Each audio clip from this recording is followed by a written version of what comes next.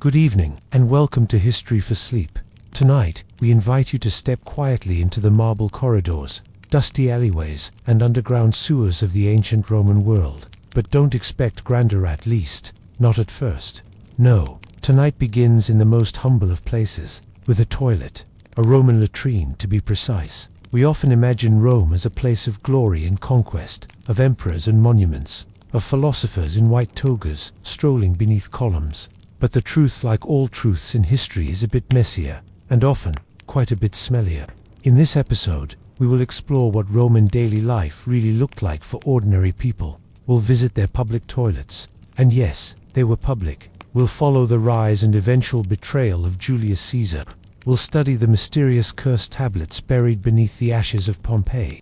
And finally, we'll recline beside a senator's couch as he dines on exotic dishes, whispers political schemes, and indulges in the rituals of elite Roman leisure. So, settle in, let your body relax, let the worries of today dissolve like the warm steam of a Roman bathhouse, and let the distant rhythms of ancient life lull you into a quiet, steady calm.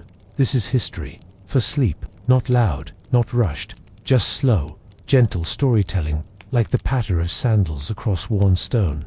Let's begin. Imagine you're walking down a narrow Roman street. Stone buildings rise up around you, their facades uneven and patched from centuries of wear. The cobblestones beneath your feet are slick, some from rain, some from less pleasant origins. The air is heavy, not with danger, but with the unmistakable mingling of city life, olive oil, smoke, whetstone, and something else, something human. You're looking for relief, not spiritual, bodily. There's no private bathroom waiting for you.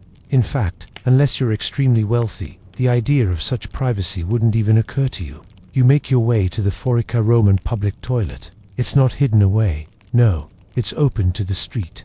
A low, unassuming structure, usually attached to a bathhouse or market, sometimes even beside a tavern. Inside, it's simple.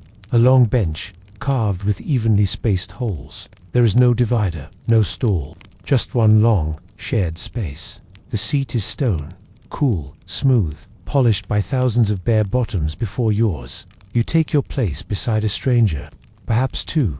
You nod, they nod, and then you sit. There is no flushing, no plumbing, at least not as we know it. Beneath the bench runs a shallow channel of water fed from nearby aqueducts or redirected city runoff.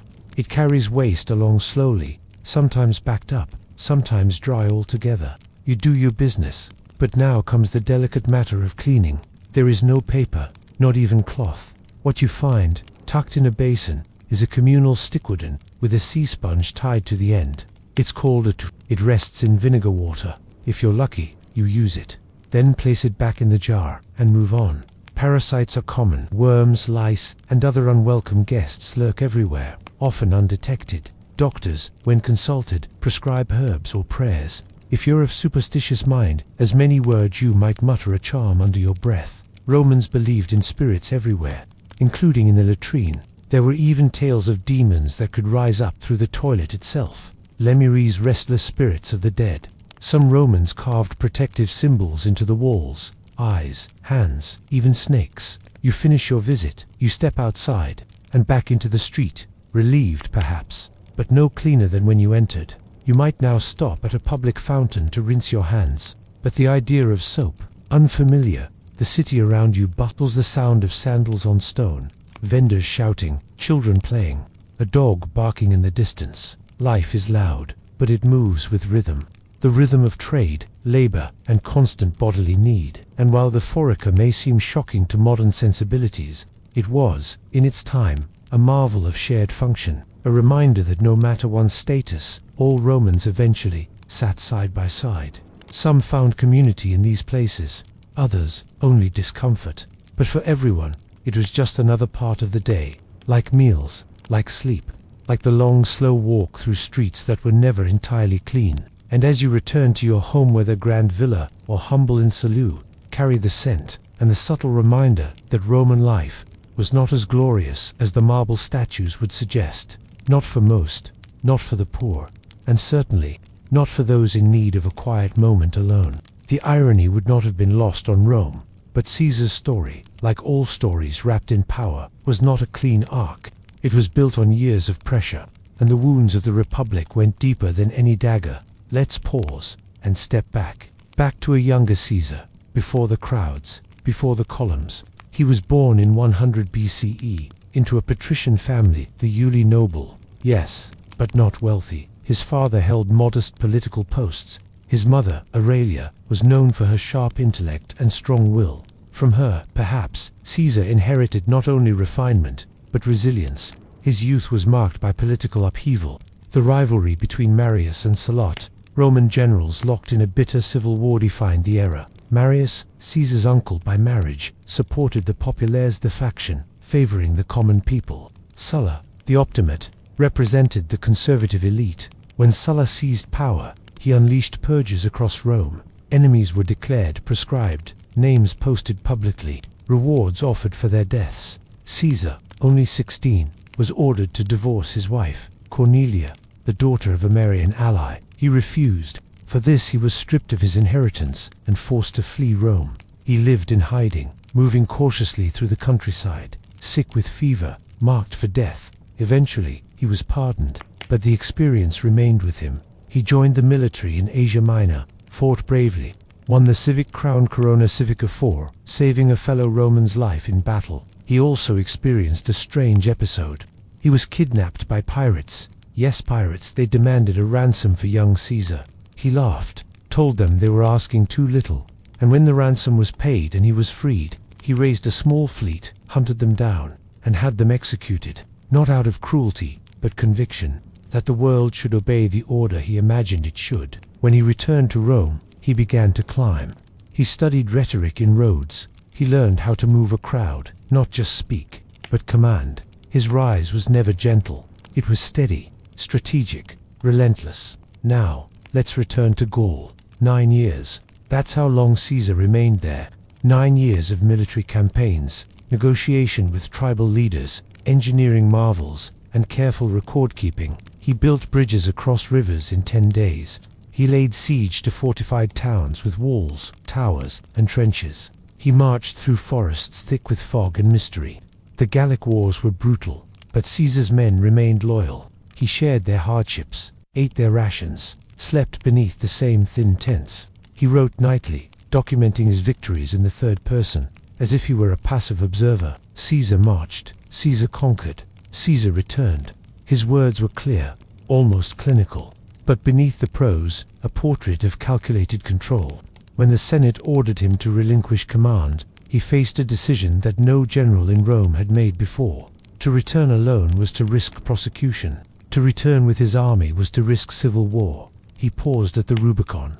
Not a wide river, not a grand one, but it marked the boundary between his military jurisdiction and the core of Roman territory.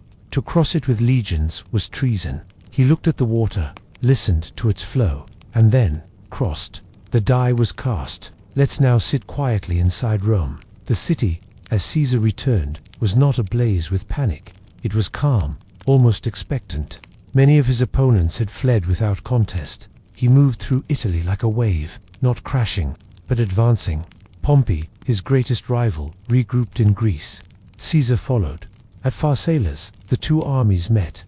Pompey's was larger, more traditional, but Caesar's moved as one. Victory was swift. Pompey fled to Egypt. There, he was assassinated by agents of Pharaoh Ptolemy.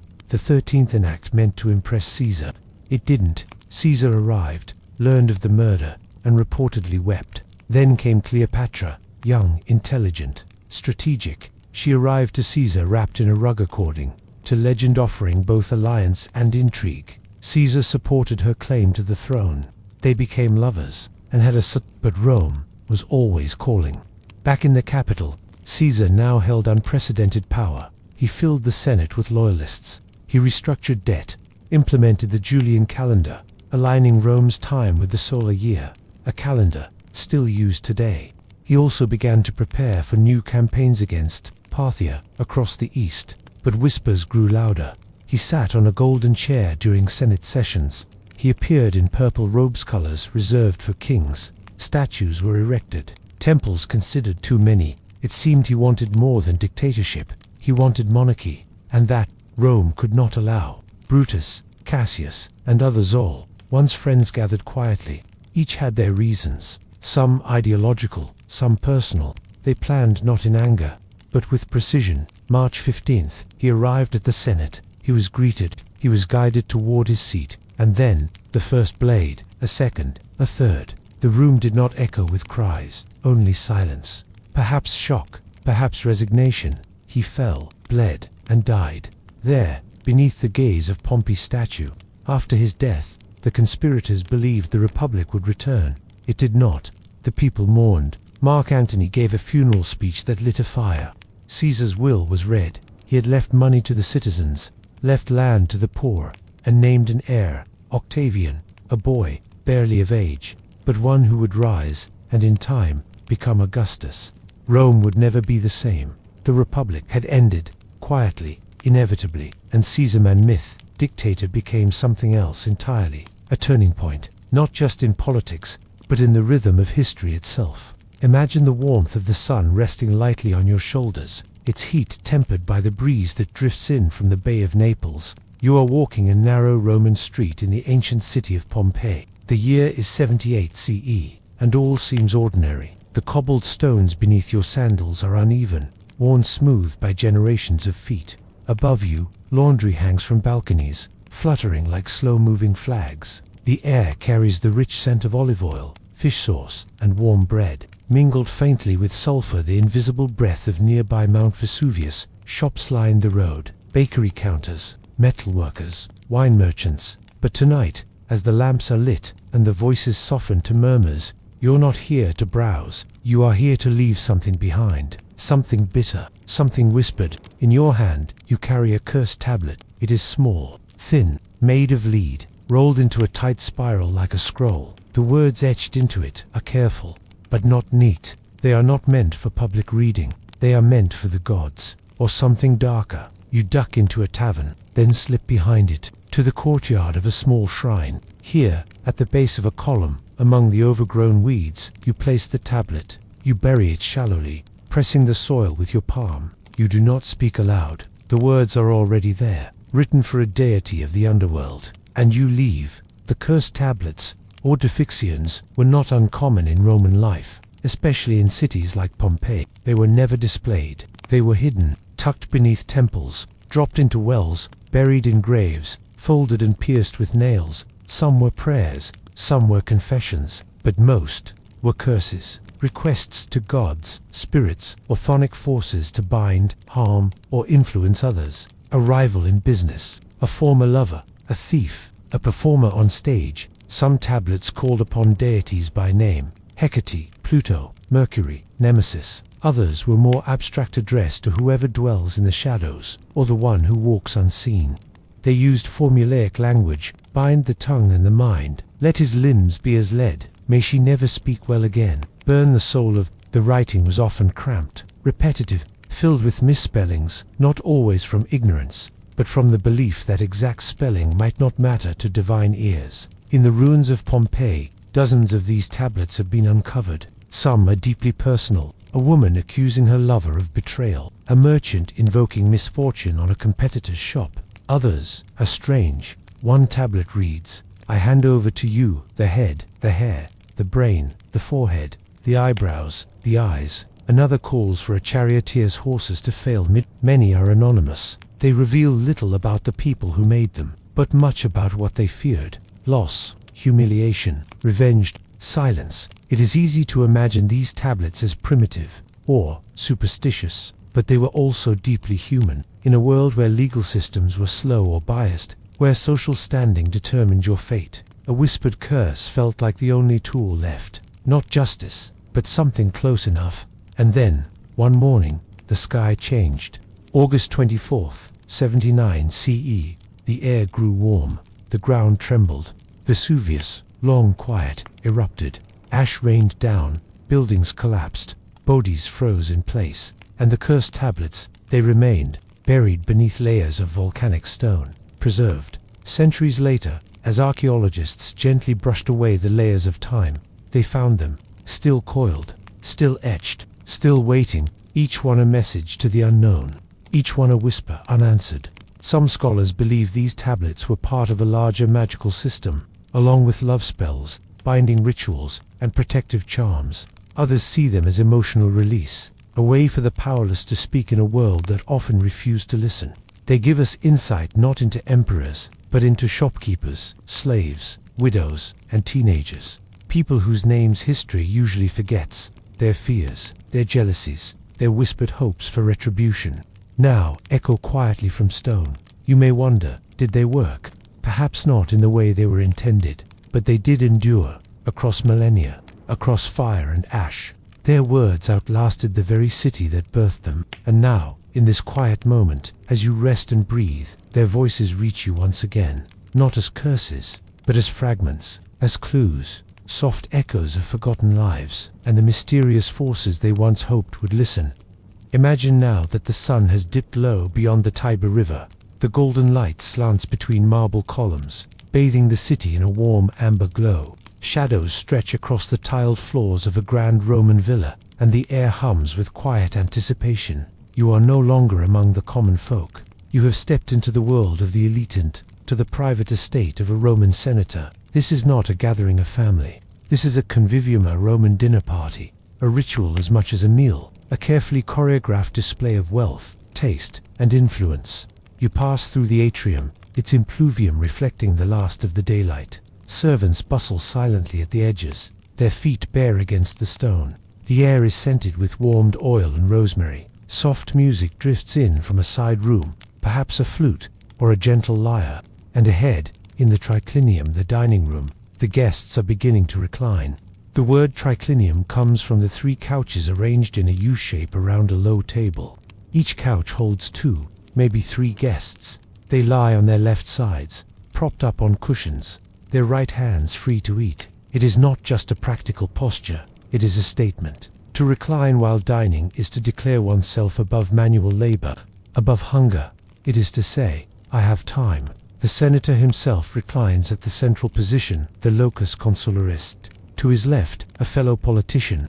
To his right, perhaps a visiting poet, a wealthy merchant, or a military officer just returned from the provinces. You are among them, perhaps as a distant relative, perhaps as an observer, and what you see is ritual. The first course arrives gustatio, appetizers to whet the appetite, olives green and black soaked in vinegar and herbs, figs stuffed with nuts, small sausages wrapped in cabbage leaves, hard-boiled eggs, drizzled with fermented fish, Soscarum Rome's favorite condiment. The wine flows freely, not sipped, but diluted, watered down in large mixing bowls, craters, and served in cups that vary in size and shape. No one drinks undiluted wine. That would be barbaric. Conversation flows with the wine, not loud, but continuous. The topics range: recent Senate debates, the new aqueduct construction, gossip about a scandal in the forum. You listen, you nod, you drink. Next comes the prima mensa, the main course. It is lavish, designed not just to feed, but to impress. There is roasted wild boar, garnished with dates, stuffed dormice considered, a delicacy arranged with honeyed nuts, a whole peacock, feathers reattached for spectacle, seafood perhaps, mullet or eel served in complex sauces, flavored with imported spices.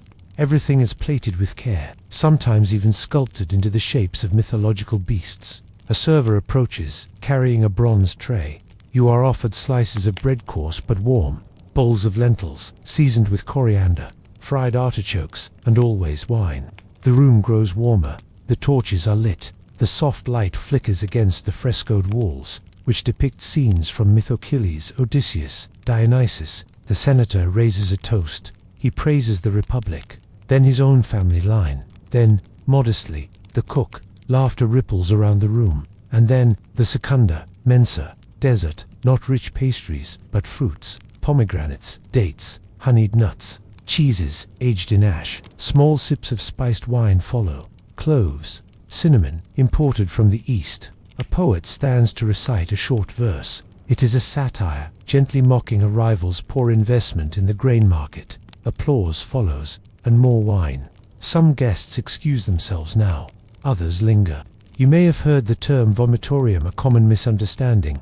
Romans did not build rooms for vomiting during feasts. The vomitoria were passageways in amphitheaters, allowing crowds to spew forth after a show. Yet, Some did excuse themselves discreetly. Induced vomiting was not unheard of, but rarely at a formal dinner.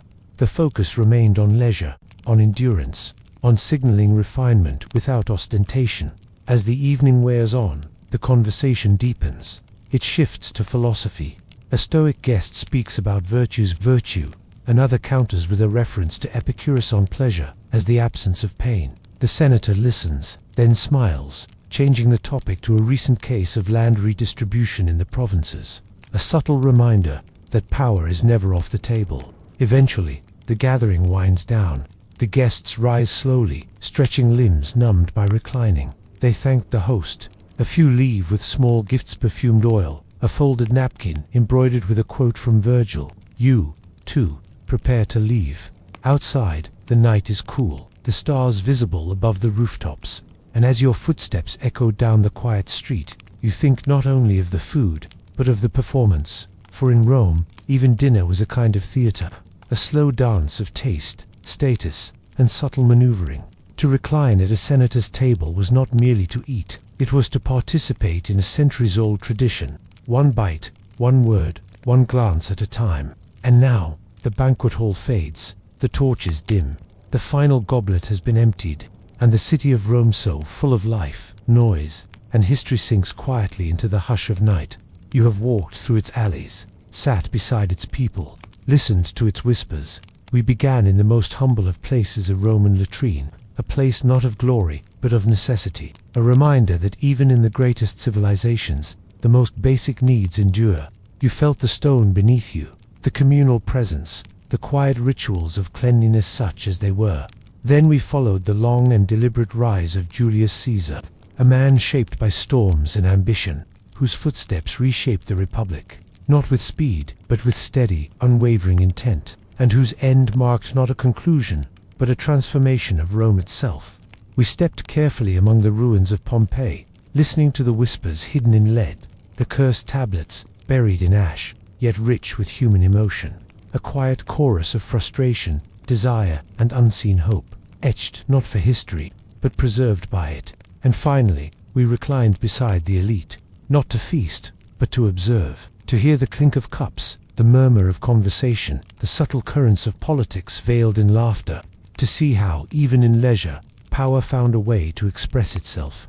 These stories, mundane, majestic, mysterious, and meticulous, are pieces of the Roman rhythm, not the rhythm of conquests or calendars, but of everyday life, the slow, grinding, graceful flow of human experience across time. And now, as you rest, perhaps you feel the layers of history settle gently over you, not as a weight, but as a blanket, soft, woven from the dust of latrines, the ink of old letters, the soot of collapsed villas, and the silk of senators' robes, a fabric stitched from the lives of those who lived, quietly and completely, in their own time. They did not know we would listen, but we do, not loudly, not hurriedly, just with patience and presence. So, close your eyes if you haven't already.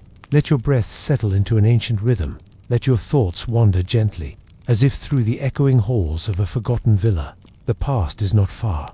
It only waits for quiet minds, for slow footsteps, and for deep sleep. Thank you for joining us. Good night, and sleep well.